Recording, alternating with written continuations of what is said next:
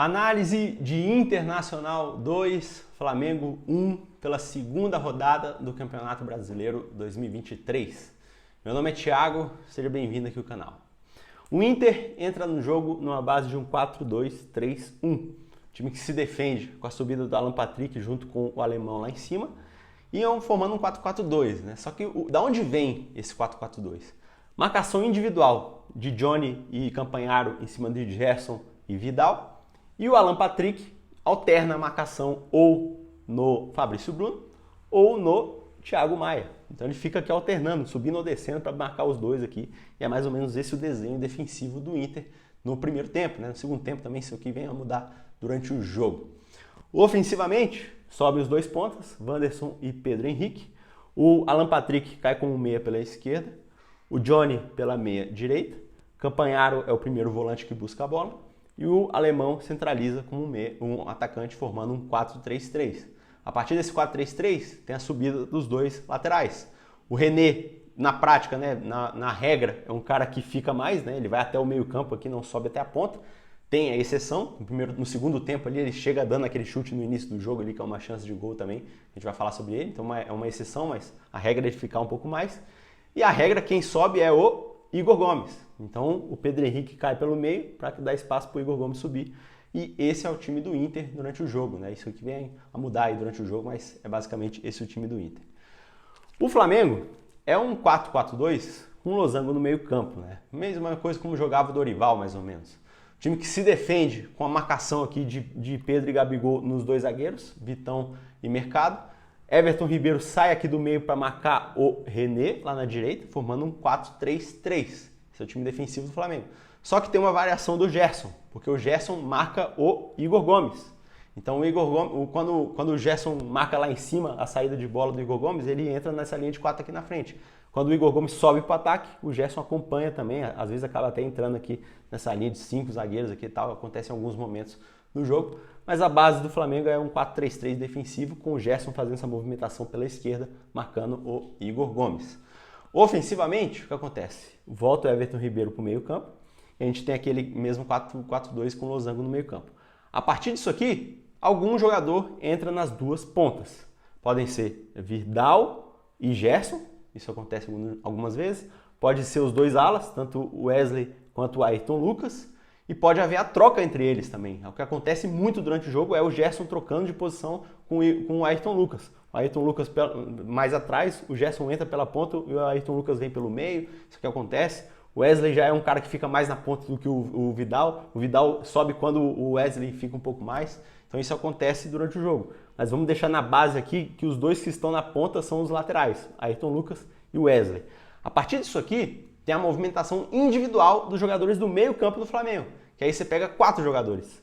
O Gerson, Everton Ribeiro, Vidal e Gabigol. Esses 4 jogadores trocam muito de posição entre eles, né? Entre essas 4 posições, eles ficam alternando, flutuando. O Gerson pega também com o Ayrton Lucas e esses 4 jogadores, e os outros 3 aqui pegam só entre eles, né? Por exemplo prático do que aconteceu no jogo. No primeiro gol do Flamengo, que é anulado por impedimento no primeiro tempo, como é que foi a jogada, né? O Everton Ribeiro não está aqui no meio, ele está na posição do Gerson, e o Gerson está no meio na posição do Everton Ribeiro. O Gerson recebe o passe nas costas do Pedro e ele dá o passe para o Gabigol fazer o gol. Então sai o gol nessa mudança de posicionamento entre os dois. Tem um momento do jogo também em que o Gabigol não está aqui no ataque, ele está na posição do Gerson. E nisso o Everton Ribeiro está lá na posição dele e o Gerson está no meio campo. Então você vê que os 3 estão sempre trocando de posição, o Vidal também em alguns momentos. E esse é o time ofensivo do Flamengo. Gabigol, Everton Ribeiro e Gerson. Esse é o time do Flamengo no início do jogo, que vem a mudar durante o jogo, né? A gente vai falar sobre isso. Primeiro tempo é um jogo assim, que é equilibrado, né, cara? O Flamengo tem mais a posse de bola, o Inter se defende e contra-ataca e pouca coisa acontece, né? O jogo até que dá para se dizer que é equilibrado. No primeiro tempo inteiro, o Flamengo tem 2 chances de gol, uma falta ali do Everton Ribeiro, que o Keylor faz a defesa, e o gol impedido do Gabigol, que eu fiz aqui a análise do Everton Ribeiro e Gerson trocando de posição. Enquanto o Inter tem uma chance de gol, que é a chance do Campanharo, né, da entrada da área ali que o Santos faz a defesa por cima. E se você quiser considerar também aqueles 3 contra-ataques que o alemão se enrola com a bola ali e perde as chances de gol, né? Pode considerar também, né? Eu não vou considerar porque a jogada não foi terminada, finalizada e tal. Estava longe do gol ainda, mas porra, o alemão tá de sacanagem também. Ele perdeu 3 contra-ataques que eu contei, né? Pode ter perdido mais que eu não contei. E esse foi o primeiro tempo. Pouca coisa aconteceu, 2 chances do Flamengo, uma do Inter, 3 contra-ataques perdidos pelo alemão e nada mais, né? Intervalo do jogo. Só para te lembrar aqui de se inscrever no canal e curtir o vídeo, que é muito importante, tá? Segundo tempo. Segundo tempo, os dois times não mudam, voltam da mesma forma. Jogo equilibrado, nos primeiros 10 minutos ali, 2 chances para cada lado. O Inter tem a primeira chance do René, que eu falei, que ele sobe até a ponta lá como exceção, chuta para fora. E também tem aquela bola nas costas do Pedro Henrique ali, que ele chuta por cima, né, meio que caindo. O Flamengo tem 2 chances, a cabeçada do Gabigol para fora e aquele chute de longe do Everton Ribeiro, que passa raspando a trave. Aí, aos 17 minutos do segundo tempo, vem o golaço espetacular do Gerson, né? A bola sobe para ele ali, ele dá um chapéu no Keller, dá uma baixadinha e faz o gol. Golaço do Gerson para fazer 1-0 aos 17 minutos do segundo tempo. Só que 3 minutos depois, aos 20 do segundo tempo, vem 3 mudanças no Inter que determinam o jogo.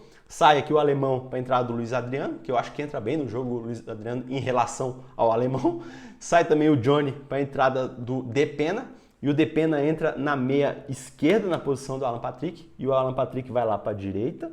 E sai também o Pedro Henrique para a entrada do Maurício, que acaba com o jogo, né? O Maurício decide o jogo. 1 minuto em campo, o Maurício empata o jogo aos 21, né? Cara a cara com o Santos ali, 1-1 aos 21 do segundo tempo. E a partir desse gol, o jogo fica meio morno, né? O Flamengo volta a tocar a bola, o Inter passa a se defender só, né? E tentar contra-ataques, e nada acontece no jogo, né? O jogo meio equilibrado. O Inter nesse momento aqui é aquele 4-4-2 mesmo, com Alan Patrick e Luiz Adriano lá em cima, formando aqui o 4-4-2. Esse é o time defensivo do Inter. E cara, o jogo vai desenrolando, nada vai acontecendo. Aos 24 minutos, mudança no Flamengo, mudança de formação tática também. Sai aqui o Pedro para a entrada do Cebolinha, que entra lá na ponta esquerda. Sai o Vidal para a entrada do Marinho, que entra lá na ponta direita. E aqui o Gabigol centraliza, os 2 laterais voltam para a linha de trás e o Everton Ribeiro abre na direita, formando um 4-3-3. E o detalhe é que a partir desse 4-3-3, o Wesley começa a subir. Então, Marinho cai para o meio e o Wesley sobe. Ou seja, o Flamengo repete o que o Inter estava fazendo. O Flamengo só passa a copiar como o Inter jogou durante o jogo inteiro. O Inter jogou durante o jogo inteiro dessa mesma forma que o Flamengo passa a jogar aos 24 do segundo tempo. Aos 31, mudança no Flamengo, sai aqui o Everton Ribeiro para a entrada do Matheus França. E com a entrada do Matheus França, ele entra na posição do Everton Ribeiro, só que esses 3 jogadores passam a rotacionar. Porque aí o Wesley cai um pouco mais para trás, o Marinho passa a ser mais o ponta e o Matheus França entra como atacante ao lado do Gabigol. Então o Wesley fica mais na contenção aqui pelo meio. Esse é o time ofensivo do Flamengo aos 31. E aqui o Marinho tem uma chance ali que ele dá um voleio da entrada da área para fora. Aos 38, mudança no Inter. Sai o Wanderson para a entrada do Jean Dias. E o Jean Dias entra muito mais marcador, né? Nesse momento ele passa a acompanhar a subida do Marinho aqui pela esquerda. Então ele vem entrando aqui mais ou menos nesse sistema defensivo no Inter aqui. Aos 44 minutos, aliás, eu esqueci do Baralhas, né? Aos 31, né? Antes aqui da entrada do Jean Dias, teve a entrada do Baralhas também, né? Sai aqui o Campanharo para a entrada do Baralhas nesse momento. Aí aos 44, né? Depois da entrada do Jean Dias, aos 44, sai o Léo Pereira para a entrada do Rodrigo Caio. E nesse fim de jogo, o Flamengo tem 2 chances de gol, que são aquela do Gabigol cara a cara que o Keller faz a defesa, e a bola na trave do Matheus França de cabeça.